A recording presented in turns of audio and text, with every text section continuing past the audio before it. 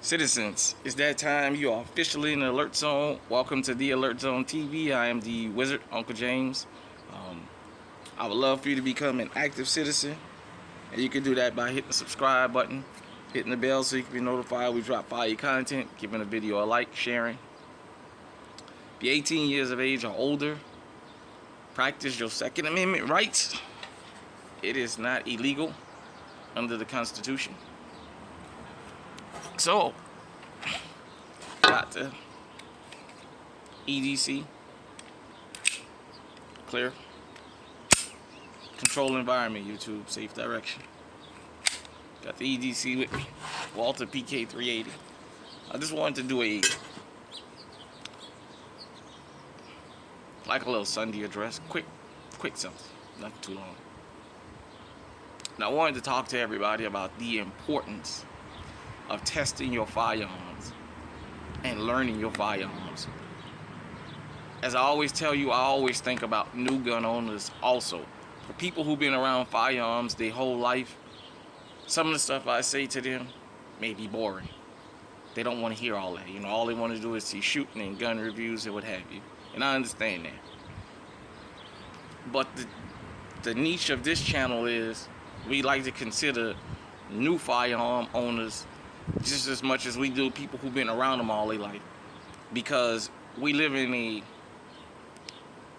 media dominated world. We've been in that for maybe the last 70, 80 years, what have you, where people that's new to firearms expect to do things they see on TV.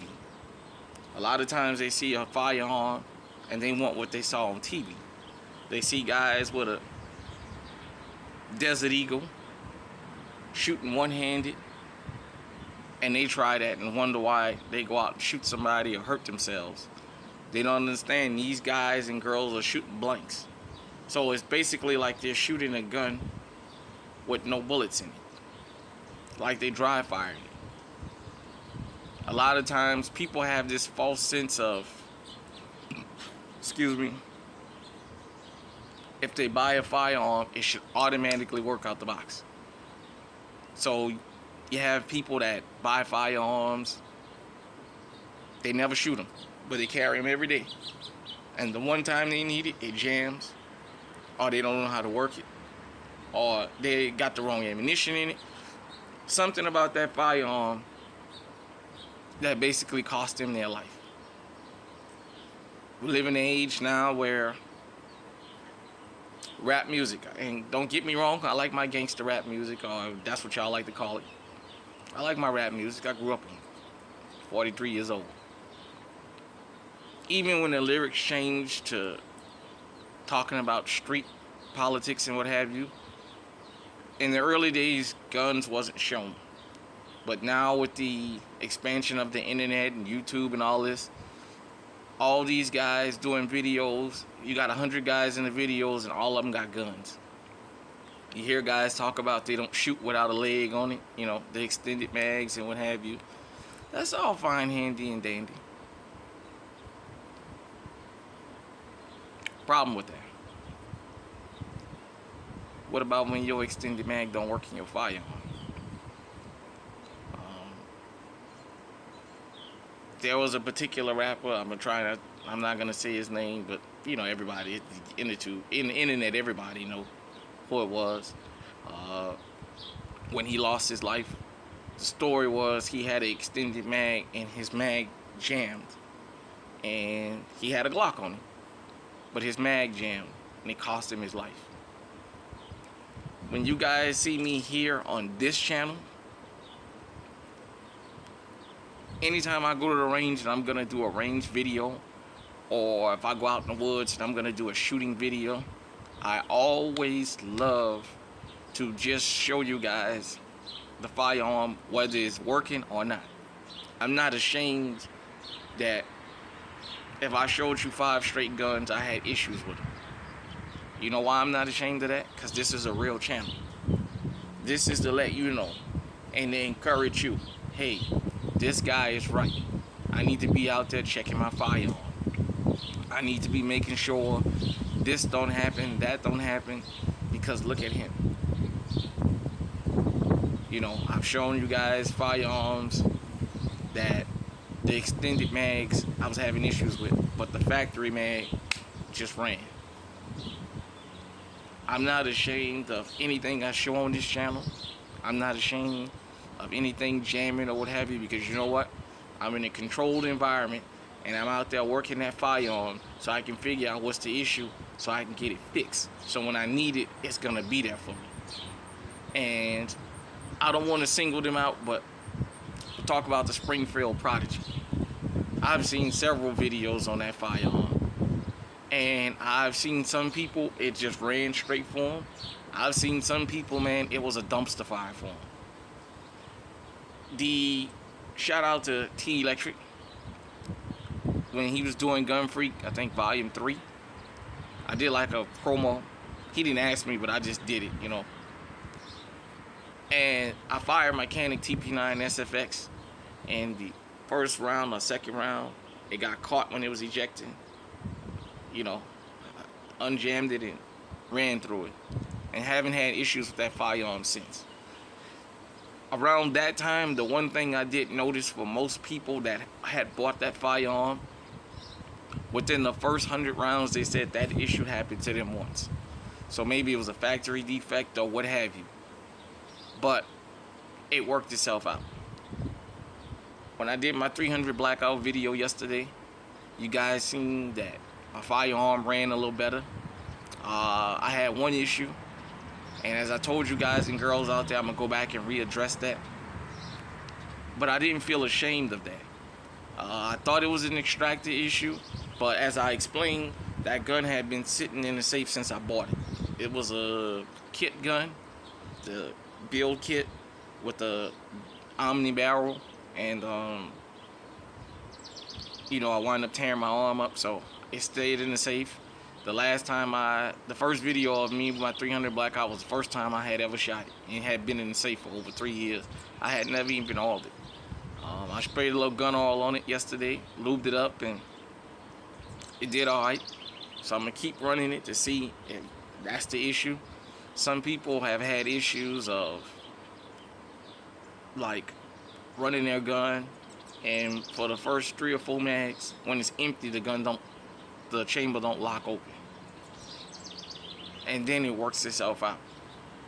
It's just like cars. Ford used to be notorious for putting out horrible. The Ford Taurus when I was young was a horrible vehicle. I knew several people that brought them off the showroom floor, and by the time they made it home, the car was already running hot because it had a hole in the radiator.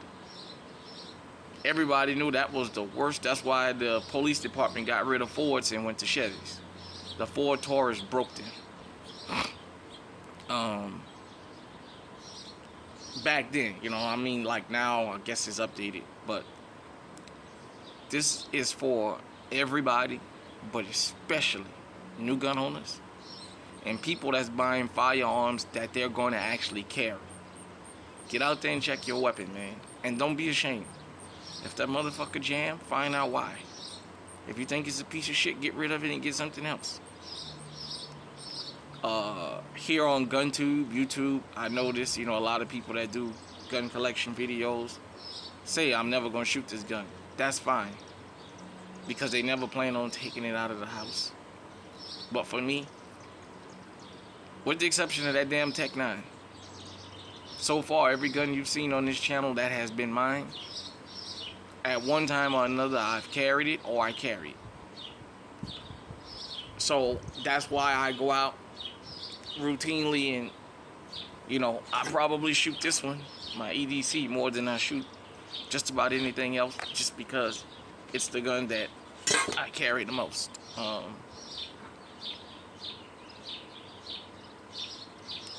Pretty much every firearm in my safe, with the exception of that Tech 9, I trust my life with it. My 300 blackout, I'm starting to get there. I'm gonna do a couple more tests, go out,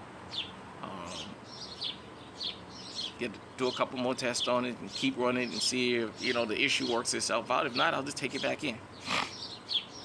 But I just wanted to come out there and tell everybody how important it is to when you buy a firearm, especially if it's a firearm you're going to carry or have for home defense, get out there and check your firearm. Don't assume that because I paid $1,000 it's going to work. I told you guys about the Springfield Prodigy. That Shadow Systems, I'm not sure, was it CR 920 or whatever? You guys can hit me in the comment section and let me know which one it is. That Shadow Systems firearm. Last year I heard of a lot of people saying they didn't care for it because it kept jamming. They kept having issues with them. So, and those things are $1,000. So don't let the price of a firearm fool you into a false sense of security. Ladies, I gotta say this to y'all. Don't buy a damn firearm that you never intend on using.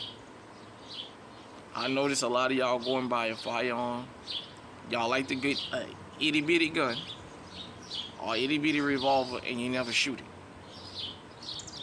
And then when you need it, you don't know how to work it. You're gonna pull it out and you're gonna point it.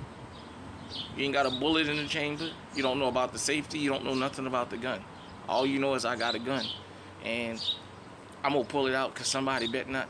And if I pull like you living in a world and in a country where the criminals be packing. If the law-abiding citizens refuse to, that's fine. The criminals be packing. I just saw a video down in Georgia where 3 dudes got stopped for whatever reason. Searched the car, found a CZ Scorpion and 2 Glocks. One of the Glocks and the Scorpion had damn switches on them. Fully automatic. These criminals out here be packing. Straight up.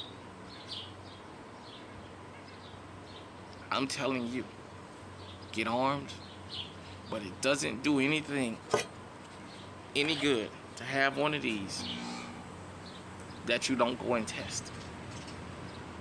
That you just assume because it's Glock, or it's Sig Sauer, or it's Remington, or it's CZ, or it's this, or it's that, or it's a staccato. You just assume that it's gonna work and you're not gonna have no issues. In the heat of the moment, when you grab something, you grab a firearm, in the back of your mind, you should already know, hey, if I got a manual safety, the click from manual safety and get ready to go. In the heat of the moment, you don't have time to look at that gun and try and figure it out. It'll cost you your life. It does no good to have these and not check them. Not run them.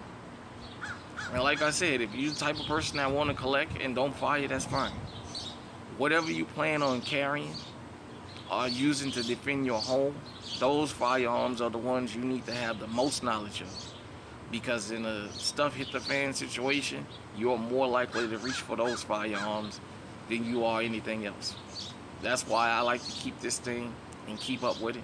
Because if the stuff hit the fan, I'm grabbing for this before I grab anything when I'm out in public. Because this basically is the thing I carry the most. My SD-40 is going to be the first gun I grab at my house because of the light. I do have backup. Sometime when I'm out, depending on where I'm going, I'll have this and I'll have backup with it. But because this is what I decided to make my primary firearm, and I'm not ashamed of what it is. I'm not ashamed that it's a 380. This is my primary firearm. I choose to make sure that this thing works and is dependable. So if I ever have to use it to defend myself, even if I don't make it, at least I know I had something that gave me an opportunity. If I die blasting at somebody, then that's just the way it's gonna be. But I'm gonna go down fighting. It's best to go down shooting than it is to go down holding a gun you don't know nothing about and you freeze up because you don't know what to do. I've seen it. I've heard of it. You guys have heard stories of it. Learn your firearm. Get something that makes you comfortable.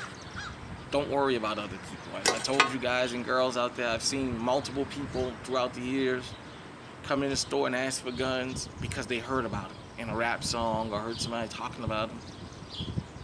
They bought them and they never went to go shoot them. check your firearms. Hit me in the comment section and let me know what you think. Enjoy y'all Sunday. Till next time, everybody out there, stay safe, stay on high alert.